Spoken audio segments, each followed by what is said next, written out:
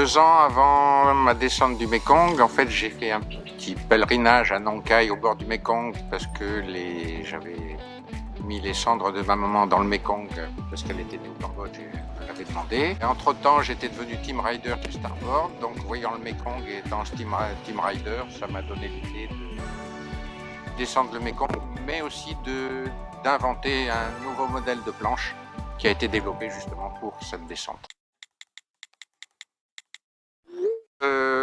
J'ai exactement 60 ans depuis quelques jours, donc j'ai vécu 30 ans en France à Cannes et 30 ans à Phuket en Thaïlande.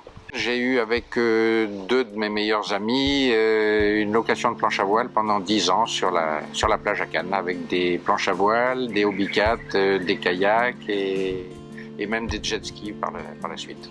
En France, donc j'étais, on va dire, beach boy, puisque j'avais une location de planche à voile. Ouais. Mes parents voulaient que je fasse, entre guillemets, quelque chose de plus sérieux. Donc je suis rentré à Decathlon, j'ai été chef de rayon nautisme pendant 6 mois. Donc les mois d'hiver, je rentrais dans le magasin sans voir le soleil, je ressortais le soir sans l'avoir vu toute la journée.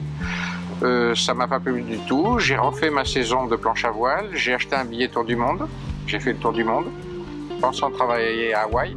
Donc je suis passé à Hawaï, Ukipa, Maui, j'ai fait de la planche là-bas. Mais pas de carte verte, pas de visa, pas de boulot, donc j'ai pas pu rester. Je suis arrivé à Phuket et 2 jours après être arrivé à Phuket, j'ai trouvé du boulot dans un club hippique. Je savais monter à cheval, j'ai signé et voilà le début de l'aventure en Thaïlande. Il y a eu la préparation de la planche, du projet à présenter à Starboard. Donc j'ai fait des croquis d'une nouvelle planche avec une poignée devant, une poignée derrière, des élastiques qui n'existaient pas à l'époque pour maintenir le matériel sur la planche. Poignée devant, poignée derrière, un gros rouleau derrière pour rouler la planche, plus d'autres améliorations. Ça a été validé par Starboard. Donc ça c'était une partie. Et l'autre partie c'était un engagement physique. Donc par exemple à Nai Yarn, tous les jours je faisais 5 fois le tour de la lagune en paddle surf, et quand je suis rentré en France l'été, comme je faisais chaque année, Starboard France m'a expédié une planche à Cannes pour que je m'entraîne tout l'été à Cannes avec une planche. Je suis retourné en Thaïlande en septembre et je me suis mis à l'eau dans le Mékong le 5 septembre.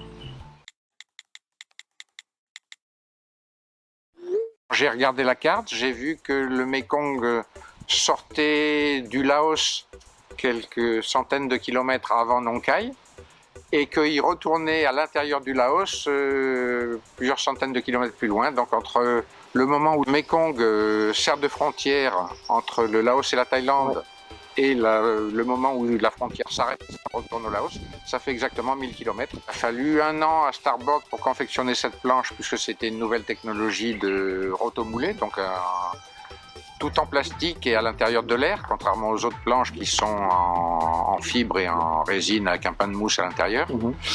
Et donc j'ai reçu les 2 premiers prototypes 1 mois avant de faire le Mékong, je les ai testés ici.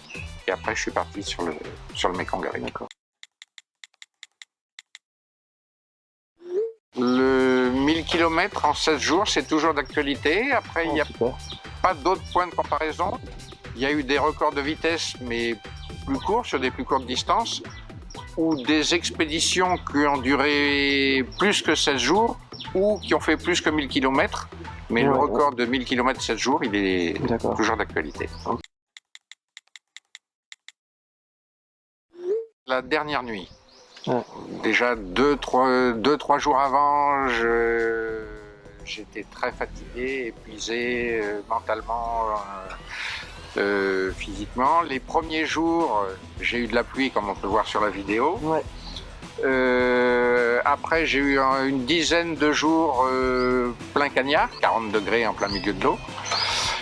Et donc assez épuisé. Et la dernière nuit, ça a été la plus dure. En fait, il y a eu comme une espèce d'ouragan, des trompes d'eau toute la dernière nuit. Donc j'ai passé quelques heures sans pagayer, assis au milieu de ma planche, le poncho au-dessus, et en train de tourner dans la rivière en pleine nuit, sous la pluie, sans savoir où j'étais, etc. Il y a eu un peu de tout. Il y a eu des étapes où j'ai dormi sous la tente, il y a eu une étape où l'immigration thaï avait des locaux en construction et ils nous ont dit qu'on pouvait dormir. Il y a eu des nuits où j'ai dormi dans un hamac sans voir personne. Il y a eu une nuit où j'ai dormi chez l'habitant, une nuit où il y avait un petit hôtel au bord du Mékong. On s'adaptait au jour le jour parce qu'en fait au début on pensait faire plus ou moins un campement et qu'on se retrouve au campement. Sauf que moi, sachant pas combien d'heures j'allais pagayer chaque jour et où j'allais arriver, en fait, soit le campement était trop près, soit il était trop loin, donc après on a dit on avisera chaque jour. Non, j'ai un souci de... j'ai passé toute ma vie au soleil et maintenant chaque fois que j'ai une partie de mon corps exposée au soleil quelques heures, j'ai des plaques rouges, je me suis fait plein de petits trucs bénins qui auraient pu devenir malins à cause du soleil, donc mon capital soleil est fini. Gros merci à tous ceux qui m'ont soutenu. En premier, toute ma famille, ceux qui sont venus avec moi sur le Mékong, ceux qui relaient l'information comme toi et Starboard qui a fabriqué cette planche. Et mes sponsors.